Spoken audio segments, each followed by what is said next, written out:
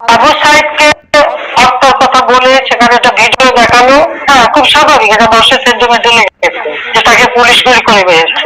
এখানে আমার প্রশ্নটা হচ্ছে, তাকে যদি পুলিশ গুলি করে থাকে, তো গুলি খাওয়া একটা লোক এরা টেনে নিয়ে গেল, এখানে কিন্তু কোনো রক্তের চিহ্ন দেখা যায়। দ্বিতীয় কথা হচ্ছে যে তার ছবির সাথে যে তাকে টেনে নিয়ে গেল, কোথায় নিয়ে গেল?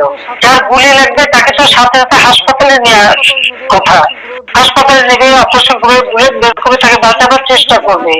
আবু সাইদকে কিন্তু হাসপাতালে নেয় নাই, নিয়েছিল প্রায় 4-5 ঘন্টা পরে। 4-5 ঘন্টা পরে হাসপাতালে নেওয়ার পর ডাক্তার যখন চিকিৎসা করে তখন সে মৃত্যুবরণ করে। তার মাথায় আর একটা ভিডিওতে দেখা যেত তার মাথা, ওরা যখন পুলিশকে ঢিল মারছে, সেও পুলিশকে মারতে এগিয়ে যাচ্ছে, তার মাথায় একটা ঢিল এসে পড়ে, তার মাথায় হাত দেয়। তাহলে প্রশ্ন যে এই একটা সেন্টিমেন্ট তুলে তারা যে এতগুলি জীবন নিয়ে খেললো,